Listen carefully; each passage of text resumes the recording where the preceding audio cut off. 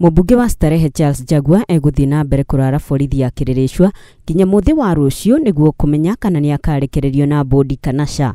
Mwerekera uyu urekereirio thutha wa Njagua gukinya igoti-inĩ mbere ya mũcirithania Cynthia Tobiko. This matter, I will not be rendering my ruling today. I will render my ruling tomorrow morning at 9 a.m.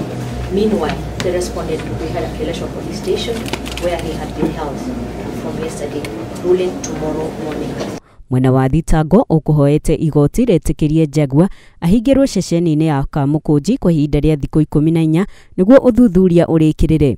Njagua araikirio ngono mũthenya wa ira nja wa cikaro cia mbunge kũrũmĩrĩra mĩario ĩrĩa ĩrĩga kũrekereria thutha wa gũcerera onjoria barabara-inĩ ya Kĩrĩnyaga mũciĩ-inĩ wa Nairobi ĩkĩrĩkana yarĩ ya ũcogeri. Mũmbunge wa Gatundu ya Mũhuro Moses Kuria nĩ atetirie kũhingĩrwo kwa Njagua thĩinĩ wa ceceni ya borithi. How else can you describe the fact that Honorable Njagua is going to be at Kĩrĩrĩcua police station today and tonight and last night other than detention without trial? So if we want to bring in detention without trial, we are members of parliament. Let the executive bring the bill. We consider it in its own merit.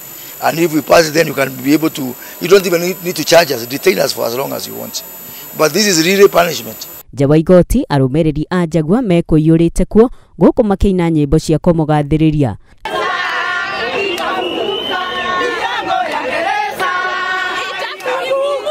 Riu nĩ gweterera nginya mũthenya wa rũciũ nĩguo kũmenya kana Njagua nĩ akarekererio na bodi kana ca. Nũngari wa Mbui, Njata TV.